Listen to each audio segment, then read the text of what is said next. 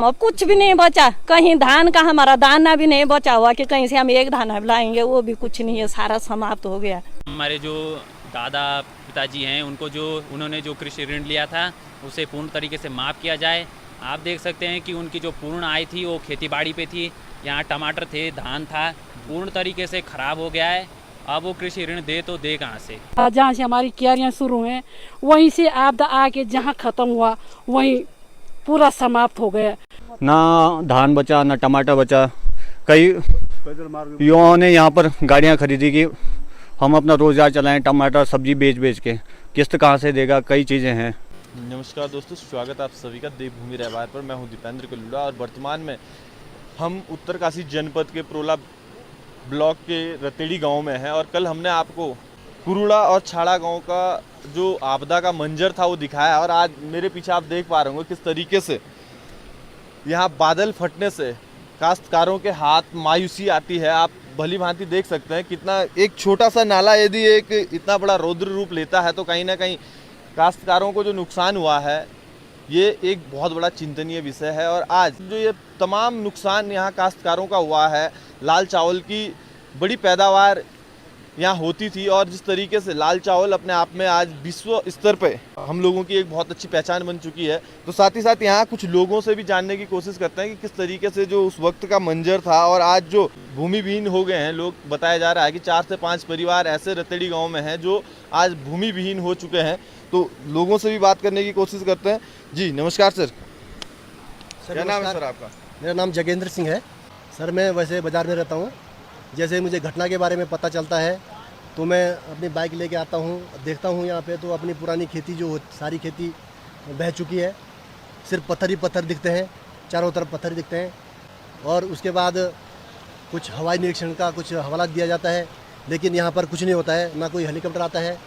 मैं चाहता हूँ यहाँ के लोगों की भरसक मदद की जाए, उनको राशन दिया जाए या उनको बीपीएल के कार्ड बनाए जाएँ ताकि उनको भविष्य में परेशानियों का सामना न करना पड़े। सकता हूँ कि कम से कम जो 200 से 250 नारी तक जो है ज़मीन बर्बाद हो चुकी है। सबसे पहले मैं चाहता हूँ प्रशासन यहाँ पे आए और देखे कि लोगों का कितना नुकसान हुआ है। मैं चाहता हूँ जो किसानों पे जो ऋण है वो माफ़ किया जाए क्योंकि उनके ऊपर बहुत बड़ा बोझ है। जब खेती बह गए हैं तो ऋण कहाँ से देंगे, वो उनके ऊपर एक्स्ट्रा बोझ होगा। मैं चाहता हूँ उनका बोझ थोड़ा कम किया जाए जिससे वो अपनी अपना खाने पीने का तो जुगाड़ कर लेंगे। अगर प्रशासन कुछ भी नहीं करती है तो कुछ तो कर लेंगे लेकिन कम से कम उनकी केसीसी माफ़ की जाए। तो चलिए और बात करने की कोशिश करते हैं। हमारे साथ युवा हैं एक दो भाई, उनसे भी बात करने की कोशिश करते हैं। जी नमस्कार मेरे भाई, क्या नाम है आपका? सर मेरा नाम ऋतिक है और यहाँ पे बहुत भयानक मंजर था। हमने अपने जीवन में इतनी इससे बड़ी आपदा कहीं नहीं देखी केदारनाथ के अलावा। और आप देख सकते हैं यहाँ पे पत्थर ही पत्थर आ गए हैं और यहाँ जो भूमि थी वो पूर्ण तरीके से बर्बाद हो चुकी है। इससे ज़्यादा नुकसान यहाँ आगे हुआ है जहाँ पे मतलब जो धान की खेती थी वो पूर्ण तरीके से बह गई है, टमाटर थे वो भी बह गए हैं और अब यहाँ कोई आय का साधन नहीं बचा है, जिस कारण से यहाँ देख सकते हैं आप प्रशासन की तरफ से बहुत लापरवाही बरती जा रही है। शासन प्रशासन हम देख रहे हैं कि अभी एसडीएम महोदय भी यहाँ पहुँच चुके हैं जो कि गाँव में हैं और हम चाहते हैं कि हमारे जो दादा पिताजी हैं उन्होंने जो कृषि ऋण लिया था उसे पूर्ण तरीके से माफ़ किया जाए। आप देख सकते हैं कि उनकी जो पूर्ण आय थी वो खेतीबाड़ी पे थी। यहाँ टमाटर थे, धान था, पूर्ण तरीके से ख़राब हो गया है। अब वो कृषि ऋण दे तो दे कहाँ से? इसलिए मैं सरकार से गुजारिश करता हूँ कि जो कृषि ऋण है उसे पूर्ण रूप से माफ़ किया जाए। हमारी लाइफ में ये पहला चांस है, ये आज तक कभी ऐसा हुआ नहीं था। अब हम लोग जो छोटे काश्तकार हैं पहले ही भूमिहीन है। अब जो थोड़ी बहुत ज़मीन थी वो ज़मीन जो सब मतलब बिल्कुल समाप्त हो चुकी है। अब हम सोच रहे हैं कि आते हैं भाई सरकार हमें जो है कहते कोई मुआवजा ना दे करके हमें कहीं जो है कहते हैं ज़मीन दे दे या विस्थापित कर दे, क्योंकि हमने ये मकानों की सुविधा तो नहीं यहाँ पे के भी बगीचे जो कि दब गए हैं। इधर भी जो है स्लाइड आ गया है, आधे मतलब लगभग कहते हैं पेड़ जो है समाप्त हो चुके हैं। इसलिए हम सरकार से यही अपील करते हैं कि हमको जो है अन्य राहत हमें नहीं चाहिए, हमें ज़मीन चाहिए जो आने वाली पीढ़ी हम लोग जो रोज़गार चले, अपना खाने पीने की व्यवस्था हो सके। बस मैं यही सरकार से अपील करना चाहता हूँ। पूरे रात भर इतनी तेज बारिश हुई कि लोग जग रखे थे। रात भर इधर उधर वो हो रहे थे, किसी की किचन गिरी खेतों में, मतलब हमारा पूरा नुकसान हुआ। जहाँ से हमारी क्यारियाँ शुरू हैं वहीं से आपदा आके जहाँ ख़त्म हुआ वहीं पूरा समाप्त हो गया। पूरे जो हमारे उखड़ी खेत हैं, बगीचे हैं, बागवान हैं, सारे क्षतिग्रस्त हो गए। हमारी आजीविका खेतियों से निर्भर थे हम लोग, सब्जियां उगाना। कोई लोग तो ऐसे हैं जो मतलब अपने खेतों से निर्भर थे। सारे गांव वाले हमारे कोई रोजगार नहीं। हम इस घनघोर जंगल में हैं। प्रधान जी हैं हमारे, वो भी गांव में नहीं आए। लोगों को आपको ये जो फसलों को नुकसान हुआ है, अरे नुकसान तो हमारा टोटली हुआ। जैसे लाल चावल हो गए, सफ़ेद चावल हो गए, टमाटर हो गए, गोभी हो गई, राजमा हो गई, तिल हो गए, गेहूं हो गए, सोयाबीन की दालें हो गई, सब कुछ हमारा नष्ट हो गया। हमारा तो बहुत सारा नुकसान हो रखा। हम इस खेती पे निर्भर थे।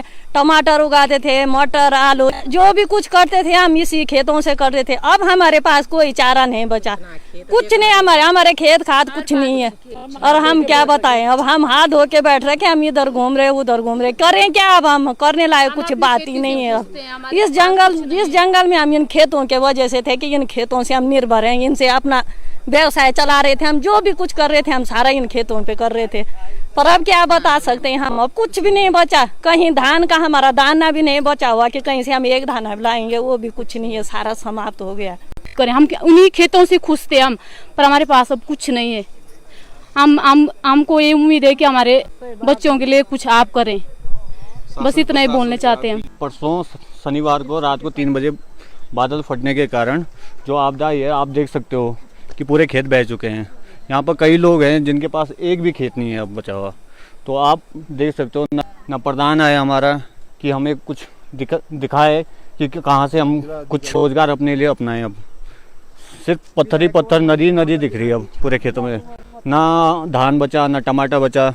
कई युवाओं ने यहाँ पर गाड़ियाँ खरीदी कि हम अपना रोजगार चलाएं, टमाटर सब्जी बेच के।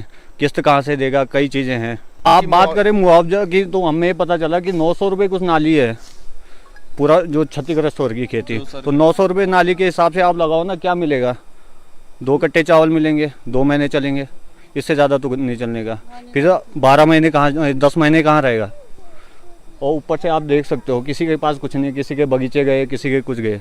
और यहाँ पर सिर्फ मकान है सुरक्षित, खेतीबाड़ी खत्म। तो चलिए, कहीं ना कहीं वास्तव में आपदा से पीड़ित लोग किस तरीके से आपदा से लोग पीड़ित हैं आप देख रहे होंगे। और वाकई नुकसान जो हुआ है, राजस्व विभाग ही इसका पूरा वास्तविक जायजा लगा सकता है। और जिस तरीके से यहाँ से अभी हम प्रोला बाजार से लगभग 5 किलोमीटर की दूरी पे हैं, और यहाँ से बादल फटता है। और यहाँ से रतेड़ी गांव का ही नहीं, बल्कि मैं तो ये कहूँगा कि कमल नदी के आगोश में जो जितने भी यहाँ से ये सारे खर्च जो है कमल नदी पे मिलते हैं। और कमल नदी के आगोश में ऐसा नहीं है कि रतेड़ी गांव ही है या फिर बादल कुरुड़ा में ही फटा है।